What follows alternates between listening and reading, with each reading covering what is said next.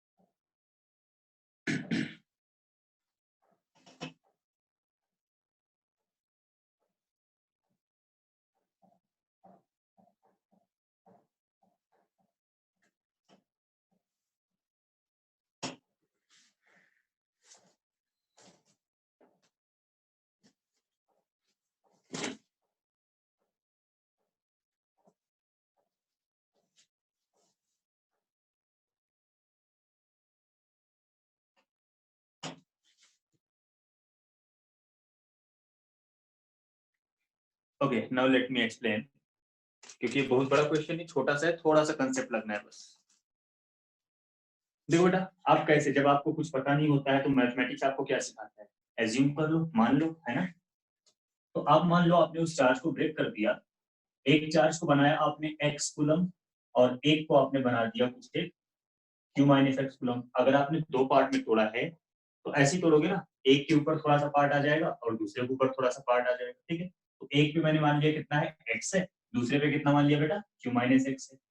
रख दो कुछ एक डिस्टेंस, जितनी आपको पसंद हो उतनी डिस्टेंस रख दो, कोई फर्क नहीं पड़ेगा क्योंकि चार्ज के बारे में पूछा गया।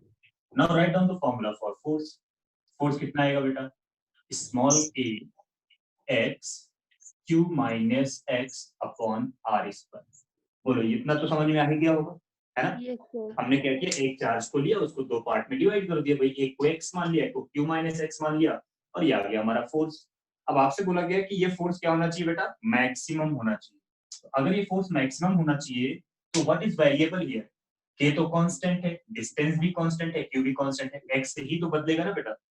आप जब उसको तोड़ोगे तो अमाउंट ऑफ चार्ज ही तो बदलेगा, x की वैल्यू बदलेगी। तो इसको डिफरेंशिएट कर दो x के रिस्पेक्ट में, df अपॉन dx, ठीक है। क्योंकि मैक्सिमम के लिए पहला स्टेप होता है कि आप उसको डिफरेंशिएट करो। चलो इसको डिफरेंशिएट करते देखते हैं आपको कितना डिफरेंशिएशन समझ में आया था। तो k d by dx of k x q minus x upon r square, ठीक है बेटा। अब कांस्टेंट जो है उसको बाहर ले लो, कांस्टेंट क्या है a अपॉन आर स्क्वायर, अंदर क्या बच गया बेटा d by dx ऑफ, अगर x का अंदर मल्टीप्लाई कर देंगे तो qx माइनस एक्स स्क्वायर। बोलो इतना क्लियर है बेटा। Yes sir. अब इसको कर दो डिफरेंशिएट, जब आप इसको करोगे differentiate then what you will get, आपको मिलेगा df upon dx is equals to small k by r square this is constant. अब जब इसको डिफरेंशिएट करोगे बेटा q into x, तो q तो कांस्टेंट है, x का डिफरेंशिएशन 1 हो गया, तो ये बचा कितना q माइनस 2x। बोलो बेटा इतना बचेगा। डिफरेंशिएशन के स्टेप समझ में आ गए बेटा। यस सर रिपीट कर दो सर, ये सेकंड स्टेप से। यहाँ से यस सर। ओके, फोर्स तो हमने लिख लिया बेटा। अब देखो इसको क्या करना है, अगर हमें इसको मैक्सिमाइज करना है तो it's differentiation must be zero. बोलो यही है ना कंसेप्ट, मैक्सिमम मिनिमम का कंसेप्ट यही है कि अगर किसी Yes, क्वांटिटी को मैक्सिमाइज करना है तो उसका डिफरेंशिएशन क्या होना चाहिए, जीरो होना चाहिए। किसके रिस्पेक्ट में भाई, जिसके रिस्पेक्ट में वो वेरी कर रहा है। तो यहाँ पर फोर्स किसके रिस्पेक्ट में वेरी करेगा, एक्स के रिस्पेक्ट में ना। जितना चार्ज आप निकाल के अलग करोगे उसी पे तो फोर्स डिपेंड करेगा, एक्स पे डिपेंड कर रहा है। एक्स के रिस्पेक्ट में हमने कर दिया इसको डिफरेंशिएट, ठीक है बेटा। इसको हमने x के रिस्पेक्ट में कर दिया differentiate. k by r square हमने ले लिया बाहर, ठीक है। k बाई आर स्क्वायर हमारा बाहर आ गया, क्यों आ गया बेटा, क्योंकि आपको पता है कि ये कांस्टेंट है, कांस्टेंट हमेशा कहाँ होता है, बाहर होता है ना। तो कांस्टेंट को बाहर ले लिया k बाई आर स्क्वायर। अब ये बचा क्या x into Q minus x, अगर अंदर मल्टीप्लाई कर दोगे तो Q x minus x square हो जाएगा। बोलो समझ आया, क्लियर है? Yes sir. अब इसको कर दिया बेटा डिफरेंशिएट, कांस्टेंट वैसे रहने दिया, qx का डिफरेंस जैसे 2x का डिफरेंशिएशन 2 होता है, 10x का डिफरेंशिएशन 10 होता है, तो qx का डिफरेंशिएशन क्या होगा, q होगा, x स्क्वायर का डिफरेंशिएशन 2x होगा। अब इसको कर दो बेटा 0, क्योंकि हमारा कंसेप्ट हमसे यही बोलता है कि a जो डिफरेंशिएशन है उसको क्या होना चाहिए, 0 होना चाहिए। लो q माइनस 2x कर दिया बेटा, तो अब यहाँ से क्या मिलेगा आपको, q minus 2x must be 0, तो x is equals to q by, तो फोर्स को मैक्सिमाइज करने के लिए आपको जब उसको ब्रेक करना होगा तो दोनों के ऊपर इक्वल चार्जेस देने होंगे, ठीक है बेटा, q बाई 2 इसको, q बाई 2 इसको, बोलो समझ आया? यस सर, आ गया sir. Everybody got it? Yes. Yes sir. ठीक है, अच्छी बात है। चलो आगे बढ़ते हैं। आप ये सारे क्वेश्चन नोट करते जाना, ये आपको पता है भी है आप ये सब क्या कर रही है, ये सब आपने बड़ी नाम सुना होगा एससी वर्मा की किताब का ना, ये सब उसी के क्वेश्चन है बेटा, और आप आसानी से सॉल्व कर पा रहे हो क्योंकि आपकी अंडरस्टैंडिंग बढ़िया हो रही है। चलिए आगे बढ़ते हैं। हालांकि ये क्वेश्चन आपको 12th में मिलेगा दोबारा, जब आप फिजिक्स पढ़ोगे तो 12th में मिलेगा, 11th में नहीं मिलेगा, बट फिर भी हमें तो डिफरेंशिएशन समझना है, हमें क्या करना है, हमें तो कहीं से भी क्वेश्चन मिल जाए बस डिफरेंशिएशन आना चाहिए हमको। चलो अगला क्वेश्चन लेते हैं। अच्छा, अभी आपने रोटेशन, पिछली क्लास में कई लोगों ने मुझसे रोटेशन के बारे में भी पूछा था, अल्फा ओमेगा थीटा के बारे में बात कर रहे थे बेटा, तो ये सब अभी आपके जब टॉपिक्स स्टार्ट होंगे वहां पर डिटेल में एक्सप्लेन किया जाएगा, बट थोड़ा सा इन्फॉर्मेशन मैं आपको दे दूं कि जैसे कोई पार्टिकल अगर लीनियरली चल रहा है तो वहां पर डिस्टेंस, डिस्प्लेसमेंट, वेलोसिटी, एक्सेलरेशन ये आता है ना। अगर कोई पार्टिकल रोटेट कर रहा हो बेटा, जैसे पंखा होता है ना, पंखा रोटेट करता है, तो उस केस में क्या होता है, उस केस में वहां पर लीनियर डिस्प्लेसमेंट नहीं होता है, ऐसा तो नहीं होता ना पंखा पहले इस कमरे के इस कोने में था फिर वहां चला गया फिर वहां चला गया, ऐसे घूम घूम के तो हवा देता नहीं, एक ही जगह पे रहता है, तो उसका लीनियर पोजीशन क्या है बेटा, फिक्स है।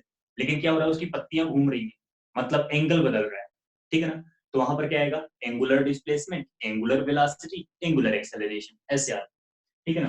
तो उसका टर्म होता है कुछ एक ऐसे, थीटा होता है बेटा एंगुलर डिस्प्लेसमेंट।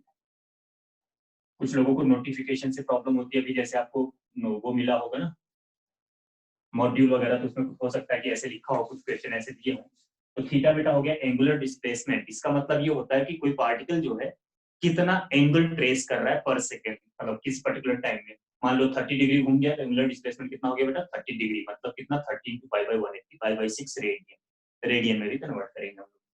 इसके बाद बेटा ये ओमेगा होता है, ये डब्ल्यू जैसा दिखने वाला जो होता है इसको पढ़ते हैं ओमेगा, ठीक है ना बेटा, और इस ओमेगा से रिप्रेजेंट किया जाता है क्या, एंगुलर वेलोसिटी, ठीक है ना बेटा, किस रेट से एंगल बदल रहा है वो एंगुलर वेलोसिटी, जिस रेट से डिस्प्लेसमेंट बदलता है उसको वेलोसिटी बोलते हैं ना। तो अगर वो एंगुलर डिस्प्लेसमेंट है बेटा तो उसको हम क्या लिखेंगे, मतलब D theta by D T को क्या लिखेंगे, एंगुलर वेलोसिटी लिखेंगे बेटा। फिर आता है अल्फा, अल्फा तो सब लोग जानते ही है, अल्फा कैसा होता है, अल्फा होता है बेटा एंगुलर एक्सेलरेशन, ठीक है ना, एंगुलर एक्सेलरेशन। ये कुछ नोटिफिकेशन है जो बस ऐसे ही आपको समझा रहा हूँ, मैं जो भी लिखूंगा आपको अब समझ में आ रहा होगा। अब एंगुलर एक्सेलरेशन की ओमेगा बाई टी की हो गया भाई, क्योंकि वेलोसिटी का जो डिफरेंशिएशन होता है वो एक्सेलरेशन होता है, ठीक है ना। तो थीटा हो गया एंगुलर डिस्प्लेसमेंट, ओमेगा हो गया एंगुलर वेलोसिटी, और अल्फा हो गया क्या, एंगुलर एक्सेलरेशन, ठीक है बेटा। अब हमारे पास क्वेश्चन है, मैं आपको एक क्वेश्चन दे रहा हूँ, एक पार्टिकल रोटेट कर रहा है एंड इट्स एंगुलर डिस्प्लेसमेंट, क्या बेटा, एंगुलर डिस्प्लेसमेंट, एंगुलर डिस्प्लेसमेंट की आपको इक्वेशन यहां पर दी गई है, थीटा इज इक्वल्स टू, ये जो एंगल है बेटा ये टाइम के साथ वेरी कर रहा है, theta is equals to t square by 20 plus t upon 5 radian, ठीक है बेटा। किसी पार्टिकल का जो कि रोटेट कर रहा है उसका एंगुलर डिस्प्लेसमेंट का इक्वेशन आपको दिया गया है T square by 20 plus t upon 5 radian में, ठीक है बेटा।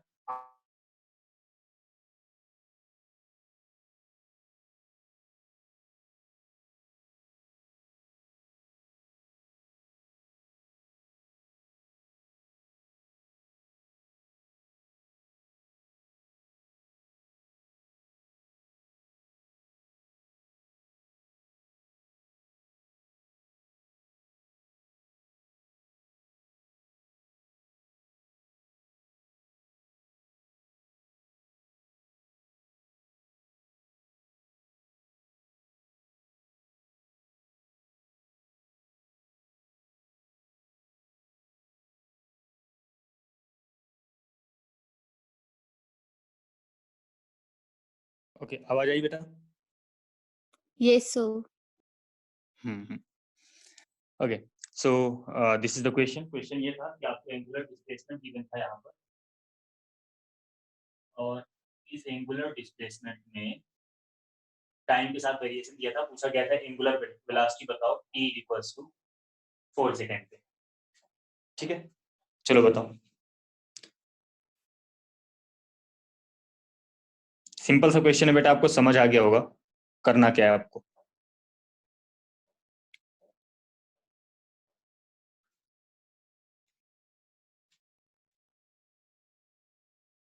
You have to tell me the angular velocity at t equals to 4 second. देखो सारी चीजें अभी ऊपर लिखी हुई है मैंने, आप इसको देख सकते हो। थीटा एंगुलर डिस्प्लेसमेंट हो गया, ओमेगा एंगुलर वेलोसिटी हो गया, अल्फा एंगुलर एक्सेलरेशन हो गया। ठीक है ना, आपसे एंगुलर वेलोसिटी पूछा गया at t equals to 4 second.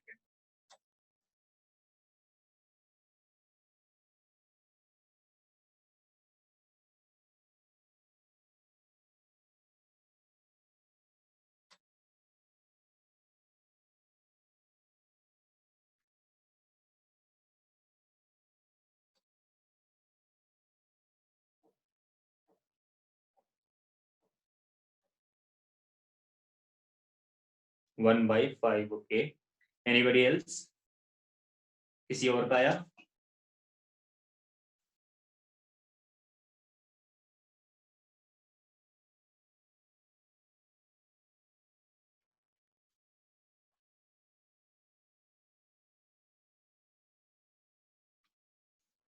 Three by five. Okay, कुछ लोगों के 3/5 आ रहे हैं, कुछ लोगों के 1/5 आ रहे हैं। ओके ठीक है, देखते हैं।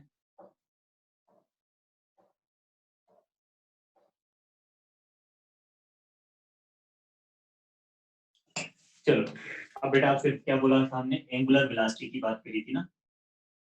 तो एंगुलर वेलोसिटी मतलब क्या हुआ बेटा, ओमेगा। ओमेगा क्या होता है बेटा, D theta by D T. अब यहाँ पर लिखो D by D T of T square by 20 plus T by 5। ठीक है बेटा, करो इसको डिफरेंशिएट। 1/20 कांस्टेंट है, इसको वैसे लिख लोगे, टी स्क्वायर का क्या हो जाएगा बेटा, 2t हो जाएगा, प्लस 1/5 कांस्टेंट है, टी का कितना हो जाएगा, 1 हो जाएगा।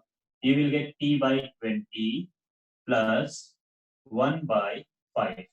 This is the equation for the omega. 4/5 भी है। ओके, अब देखो बेटा आपसे क्या बोला गया, at t equals to 4 second, at t is equals to 4 second, what is the velocity?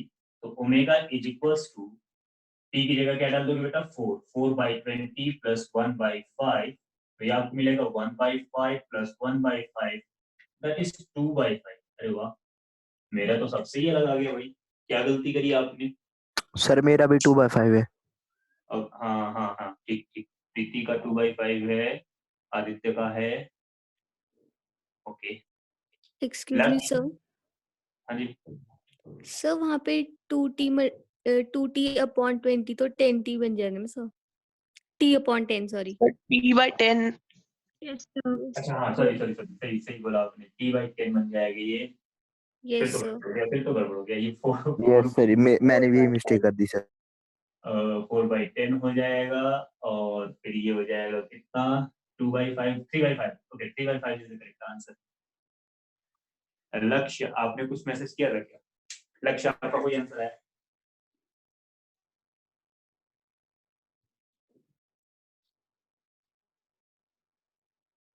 Three by five is the correct answer, और कई लोगों ने दिया था सर वीडियो पॉज। इधर गए सर, भाई हम इधर ही थे। चलो, ये सब मैसेज अभी मिल रहे हैं। ओके ठीक है बेटा, समझ आ गया। It will be, the answer will be 3/5. Is that clear? Yes आवाज आ रही? ठीक है, ओके। चलिए अगले क्वेश्चन की तरफ बढ़ते बेटा। अगले क्वेश्चन की तरफ चलो, एरिया को मैक्सिमाइज करके देखते हैं, एरिया को मैक्सिमाइज कैसे करेंगे।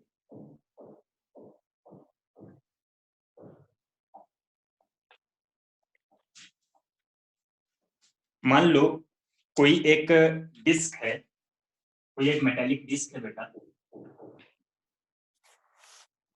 उसका एरिया आपको दिया गया था, area of a disc varies with time, ये टाइम के साथ वेरी कर रहा है बेटा, as a is equals to 5t square plus 4t plus 8, ऐसे वेरी कर रहा है बेटा, ठीक है ना। आपको बताना है find out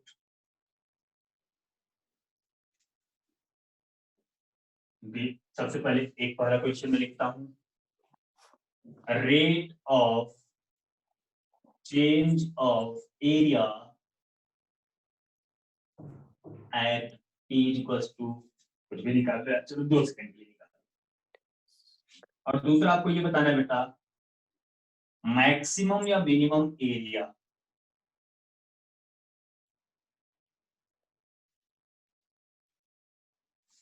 if possible, maximum minimum sir और डाउट इन दिस, ओके ठीक है, मैं इसको भी करता हूँ बेटा। y is equals to x plus 1 upon x and x is greater than 0 and we have to find out its maximum and minimum. Okay, next question I will take that.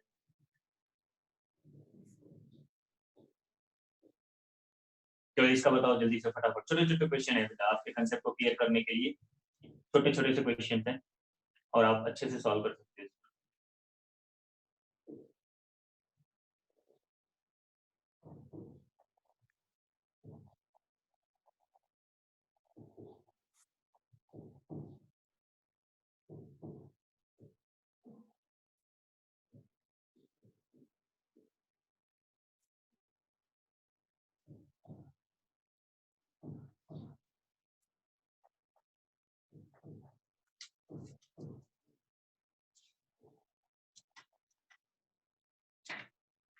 Twenty-four square units, okay,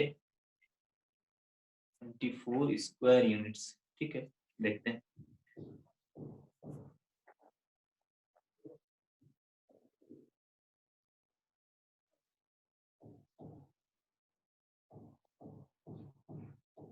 sorry, forward bye 24 okay, 24 okay, ठीक है।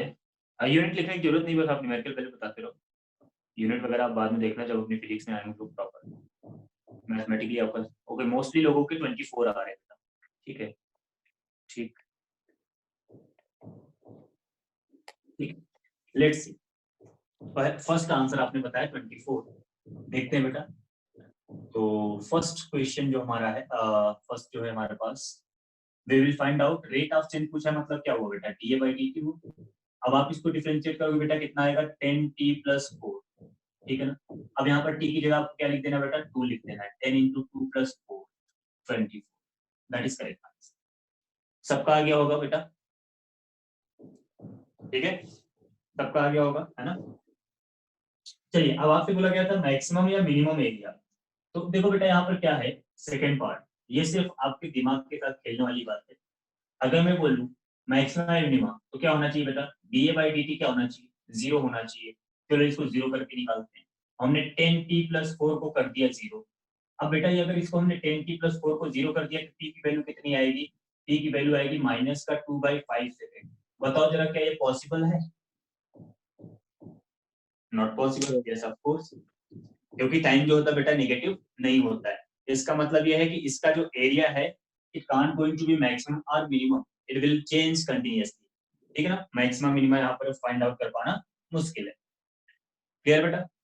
Sir please repeat. कौन सा second part? Yes sir. देखो यहाँ पर जो time आया बेटा वो क्या आ रहा है, नेगेटिव आ रहा है, माइनस का 2/5 आ रहा है। Yes sir. अब अगर टाइम नेगेटिव हो गया तो कभी ऐसा पढ़ा है कि टाइम जो होता है नेगेटिव होता है पीछे जाता है? नहीं है ना, ऐसा नहीं होता ना, टाइम नेगेटिव नहीं होता ना। इवन आपने इक्वेशन ऑफ मोशन में ग्राफ पढ़े होंगे, 9th में पढ़े होंगे आप, है ना। तो उस ग्राफ में भी आपने पढ़ा था कि भाई जो ग्राफ होता है ना वो हमेशा पॉजिटिव एक्सिस पे बनाया जाता है, नेगेटिव का नहीं, क्योंकि टाइम नेगेटिव नहीं होता। तो जब टाइम नेगेटिव होता ही नहीं, मतलब क्या है, पॉसिबल ही नहीं है इसका एरिया कभी मैक्सिमम या मिनिमम होगा ही नहीं, बस बदलता रहेगा। Yes sir. चलो बेटा ये हो गया। अच्छा, और क्वेश्चन ले, डिफरेंशिएशन में इतनी बातें आपको सीखनी थी, अभी इस पे और भी क्वेश्चन बनेंगे, बढ़िया बढ़िया क्वेश्चन बनेंगे। और जब आप ना आगे पढ़ लोगे, चैप्टर्स को अच्छे से समझ लोगे, तब और भी अच्छे अच्छे क्वेश्चंस आएंगे। ठीक है, चलो एक आध दो क्वेश्चन और ले लेता हूँ, फिर हम लोग इंटीग्रेशन की भी बात करनी है हमें, है ना, इंटीग्रेशन भी समझना है। चलिए एक क्वेश्चन और लेता हूँ। मान लीजिए बेटा ये डायग्राम बनाता हूँ,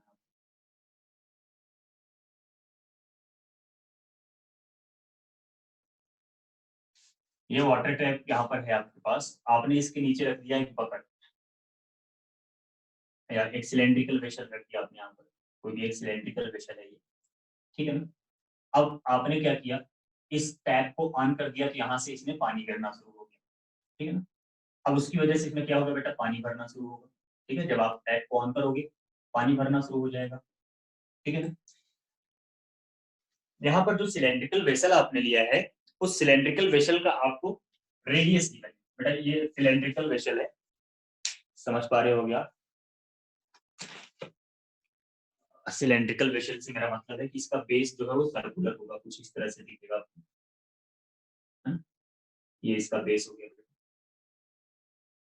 ठीक है।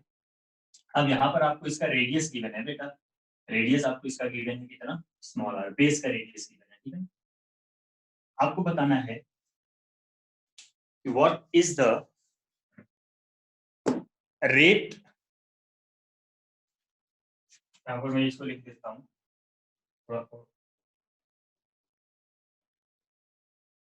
ये दिया गया एच हाइट पर, ठीक है। आपको बताना है find out the rate at which water rises in the vessel when its height is h। Question समझ में आया बेटा? एक हमारे पास वाटर टैप था, उसके नीचे हमने एक कोई वेसल रख दिया, सिलेंड्रिकल वेसल रख दिया, और हमने क्या किया उसमें पानी भरना शुरू कर दिया बेटा। तो आपको बताना है कि जब उसमें पानी का लेवल एच हाइट पर आ जाएगा ना, एच हाइट तक जब पानी उसमें भर जाएगा, ये पूरा एच हाइट तक, तो at that time what is the rate of rise in the level, water के ऊपर उठने। हाँ बेटा कुछ बोला क्या?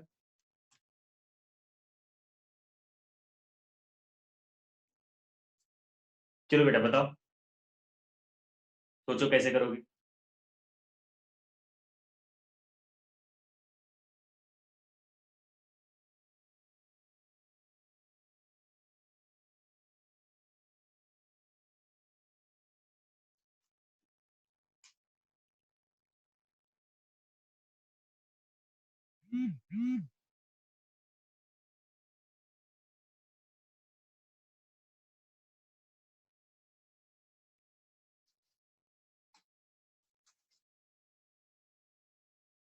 सॉल्व करो बेटा।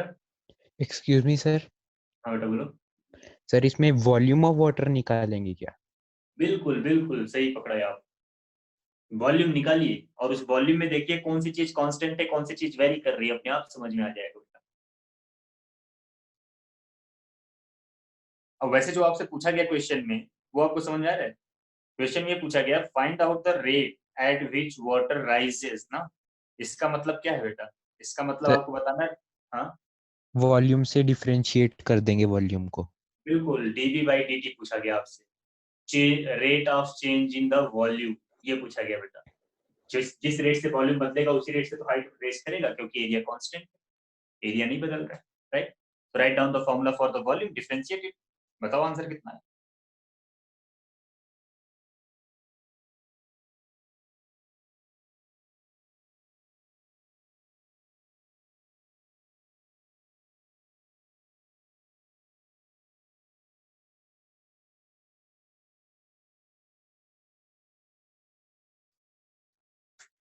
आ गया?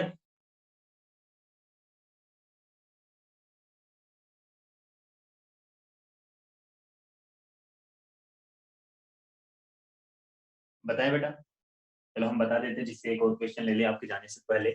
नेक्स्ट क्लास में हम इंटीग्रेशन स्टार्ट करेंगे, और इंटीग्रेशन के बाद ना आपको हम और भी अच्छे अच्छे क्वेश्चन लेकर आएंगे। ये सब क्वेश्चन तो ऐसे ही नॉर्मल क्वेश्चन है ना, मतलब अब आप सॉल्व करने लगे हो इसलिए आपको नॉर्मल लगने लगे। ऐसे हम इंटीग्रेशन के बाद और भी अच्छे अच्छे क्वेश्चन लाएंगे।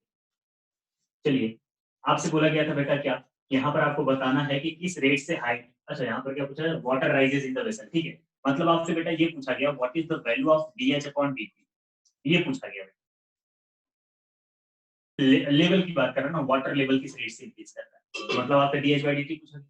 चलो बेटा बताओ वॉल्यूम, वॉल्यूम होगा पाई आर स्क्वायर एच, इसमें किसी को कोई कंफ्यूजन नहीं होगी, है ना भाई। वॉल्यूम इसका पाई आर स्क्वायर एच लिखोगे ना, अगर किसी इंस्टेंट पर इसमें पानी एच हाइट तक भरा हुआ है तो वॉल्यूम कितना होगा, pi are square H, area into height, right. चलो, अब आपसे बोला गया कि आपको बताना है डीएच अपॉन डीटी, इसको टी के रिस्पेक्ट में डिफरेंशिएट कर दो, तो डीवी बाई डीटी कितना आ जाएगा, pi are square DH upon DT बेटा, ठीक है। अब ये जो डीवी बाई डीटी है, this is the amount of water coming through this tap, भाई जितना पानी इससे आएगा वही तो जाके भरेगा ना उसके अंदर। Doubt in y with respect to x, y with respect to x where बेटा, वाई एक्स कहाँ आया, लक्ष्य बेटा किस चीज में दिक्कत आ रही,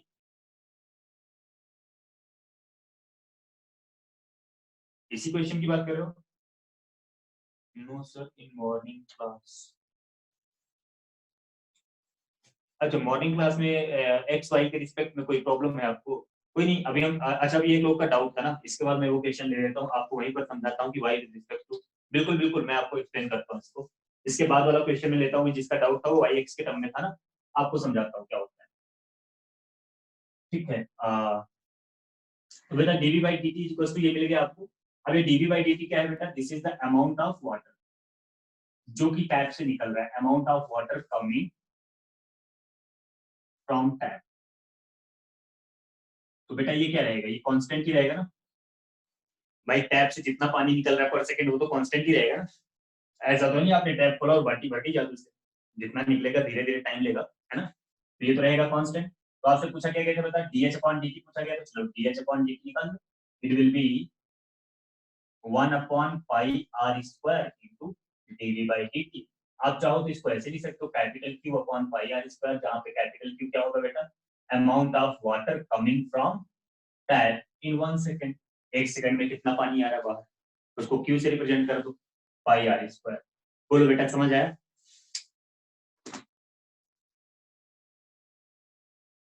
समझ आया बेटा, Yes, sir. ठीक है। चलिए,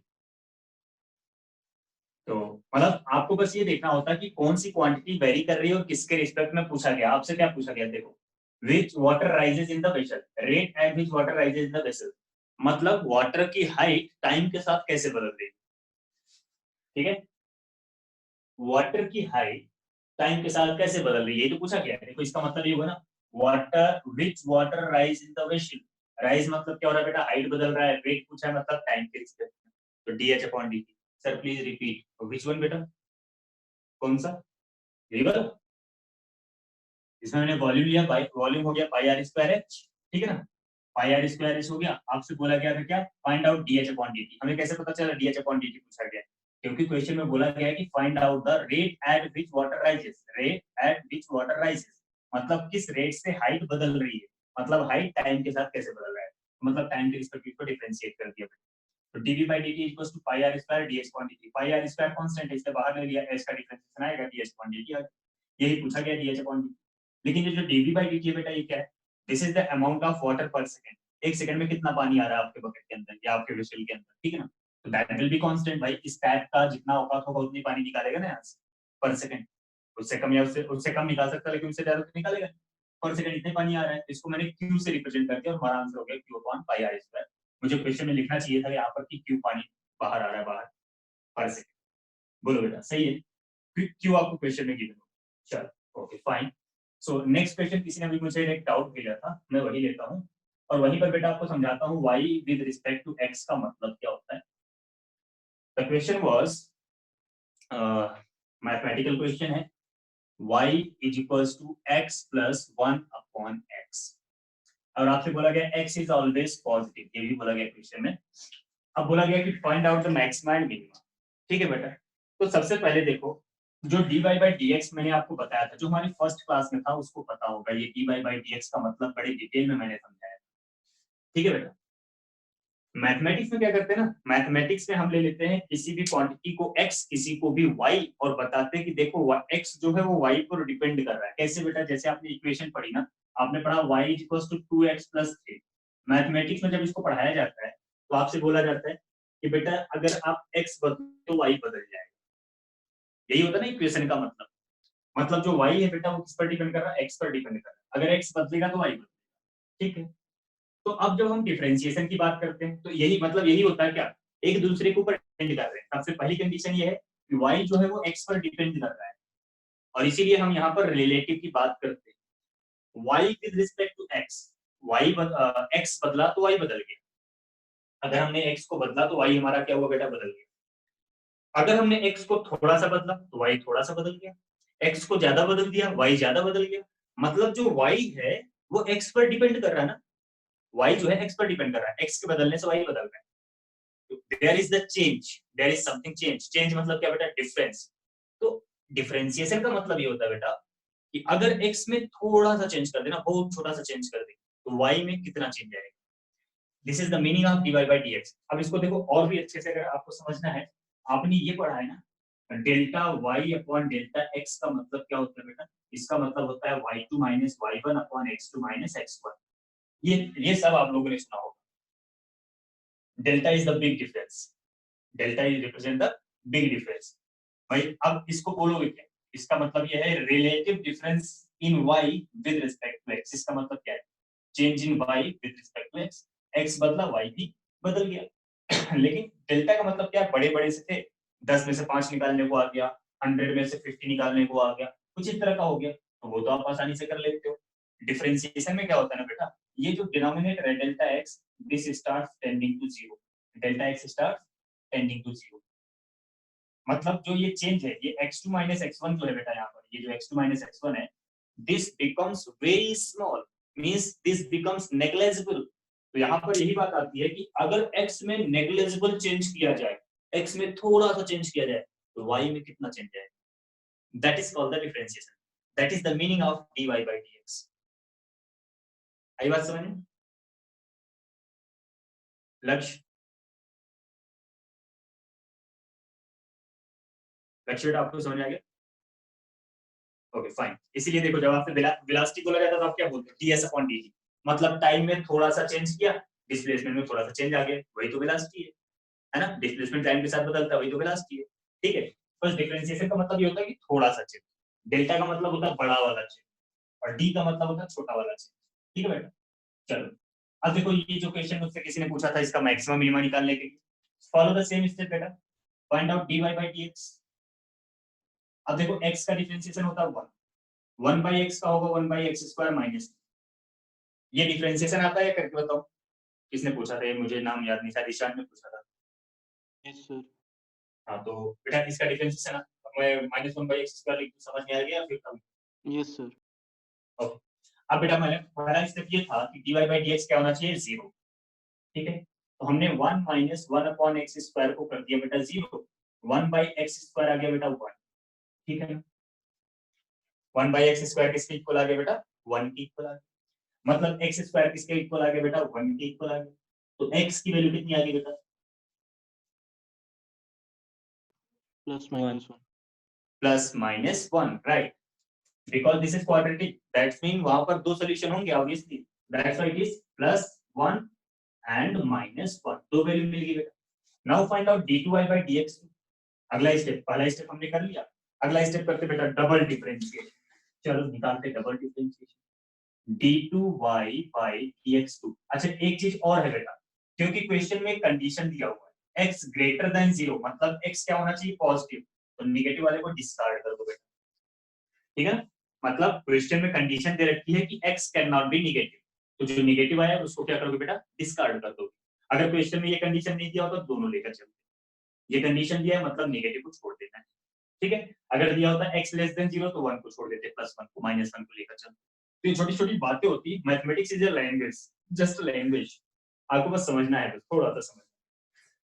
अब देखो बेटा d2y by dx निकालोगे क्या आएगा, 1 का डिफरेंशिएशन 0 हो गया, इसका डिफरेंशिएशन क्या होगा बेटा, प्लस का 2/x³। बोलो बेटा, सही बोला मैंने?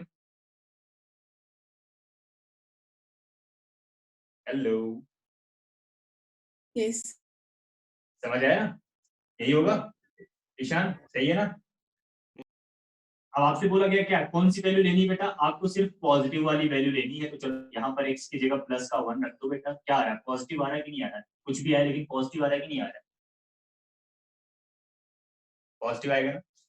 इसका मतलब क्या हुआ बेटा, अगर पॉजिटिव आया, as at x equals to +1 d2y by dx2 is positive, hence at x equals to +1 y will be minimum। बोलो, मैंने गलत बोला या सही बोला?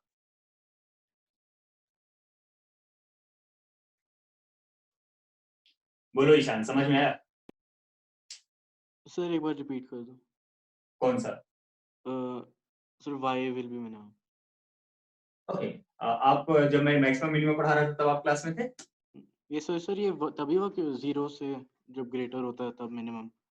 बेटा 0 से बड़ा, अब आप बचपन में नंबर लाइन पढ़े थे, याद होगा ना? ये 0 है, इससे बड़ा इसके राइट साइड में, छोटा इसके लेफ्ट साइड में। राइट साइड में पॉजिटिव होता है, लेफ्ट साइड में क्या होता है बेटा, नेगेटिव। अगर ग्रेटर देन 0 है मतलब पॉजिटिव, है ना? और ईशान शायद आप non medical student, right? Yes sir. आज मेरे पास तुम्हारा डेटा था, मैं एप्लीकेशन में फीड कर रहा था, मैंने देखा आप नॉन मेडिकल के स्टूडेंट हो बेटा। आगे आप इसको अच्छे से समझोगे कि पॉजिटिव पर मिनिमा क्यों होता है, नेगेटिव पर मैक्सिमा क्यों होता है। I can not explain here, क्योंकि यहाँ पर मैं इसको एक्सप्लेन करूंगा तो कई सारे लोगों को इंटरेस्ट की भी बात नहीं होगी और उनके लिए जरूरी भी नहीं है। मैथ वालों के लिए जरूरी है, मैथ वाले सर आपको बताएंगे। ये जो कंडीशन आती है ना, कंडीशन मैंने लिखवाई थी कि whenever you will gate d2y by dx2 at any point as positive, अगर डबल डिफरेंशिएशन किसी फंक्शन का किसी पर्टिकुलर पॉइंट पर क्या हो जाए, पॉजिटिव हो जाए, ठीक है ना? तो इसका मतलब क्या हो गया बेटा, वो हो गया मिनिमा। उस पॉइंट पर क्या आएगा बेटा, मिनिमा आएगा, ठीक है ना? और अगर डबल डिफरेंशिएशन किसी पॉइंट पर नेगेटिव आ गया तो वहां पर क्या आएगा, मैक्सिमा। ऐसा क्यों होता है, इसका भी रीजन है, उसके लिए आपको थोड़ा सा ग्राफ बताना पड़ेगा। एंड बिकॉज हमारे इंटरेस्ट की बात अभी नहीं है वो, तो इसलिए मैं उसको नेग्लेक्ट करके चल रहा हूँ। अभी आप इतना समझ लो बस कि हाँ ऐसा होता है।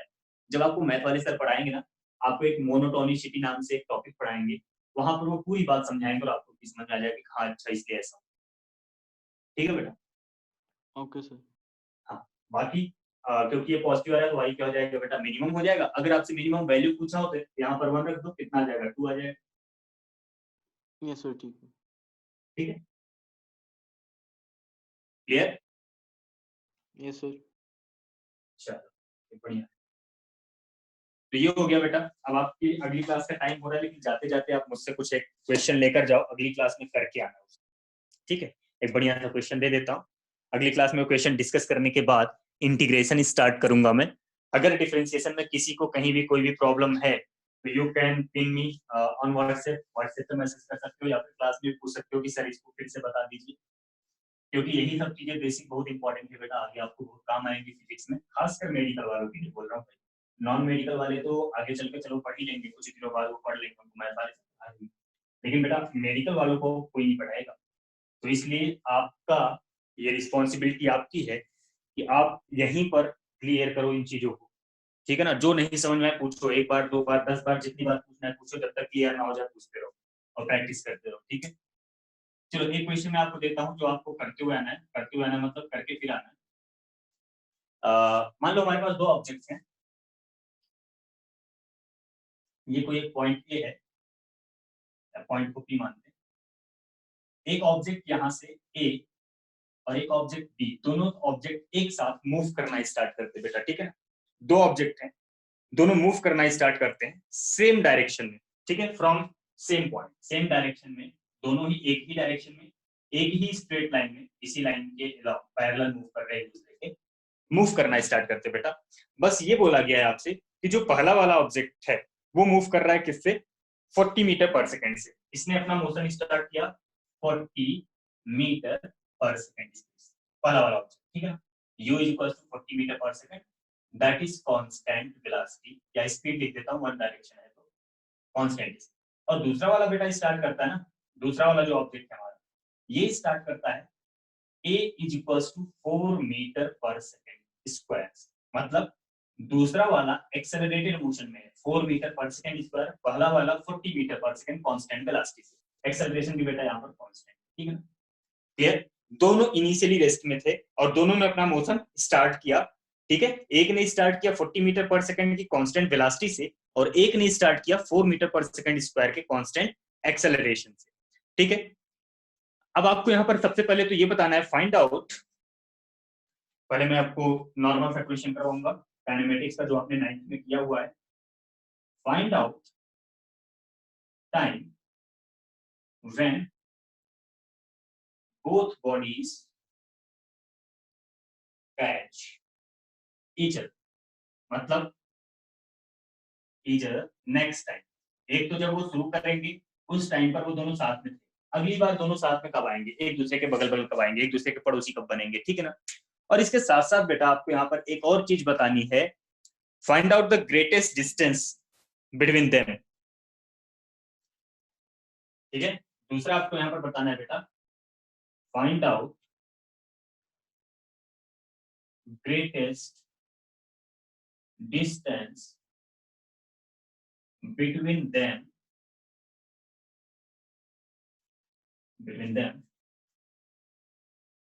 before catching each other। एक दूसरे को कैच करने से पहले उनके बीच में मैक्सिमम डिस्टेंस क्या थी? ओके बेटा, दोनों क्वेश्चन समझ में आ गए? दोनों क्वेश्चन समझ में आ गए? Yes sir. तो एक कांस्टेंट वेलोसिटी से स्टार्ट कर रहा है, कांस्टेंट एक्सेलरेशन से, दोनों एक ही डायरेक्शन में मूव कर रहे हैं। आपको बताना है कि दोनों एक दूसरे को पकड़ेंगे कब, एक दूसरे को कैच कब करेंगे, और कैच करने से पहले उनके बीच में मैक्सिमम डिस्टेंस कितना था ये भी आपको बताना है, ठीक है ना? Because different acceleration different velocity, तो obviously they will be at different position at different time. Clear? तो did you get the question? Sir आपने डिफरेंशिएशन ऑफ एक्सपेक्ट फंक्शन पढ़ना है बेटा आपको? चलो करवा दूंगा इसको, चलो अगली क्लास में। वैसे मेडिकल वालों के लिए जरूरी नहीं है, लेकिन करवा दूंगा एक्सपेक्ट फंक्शन का, कोई दिक्कत नहीं, अगली क्लास में करवा दूंगा, छोटा सा टॉपिक है, ठीक है? चलिए अब आप अपनी अगली क्लास में जा सकते हो, आपका टाइम हो गया है, क्योंकि बाकी ये क्वेश्चन आपको करते हुए आना है। बाकी अगली क्लास में बेटा आपको मैं बताऊंगा, एक्सपेक्ट फंक्शन बता दूंगा, आप बता देना, मैं पढ़ा दूंगा, ठीक है? Thank you sir. Thank you बेटा। Thank you sir. Thank you बेटा। Thank you sir. Thank you. Thank you sir. Thank you बेटा। Thank you. Thank you sir. Thank you बेटा। मिलते हैं अगली क्लास में। चलिए मैं एंड करता हूँ meeting. Thank you. Thank you.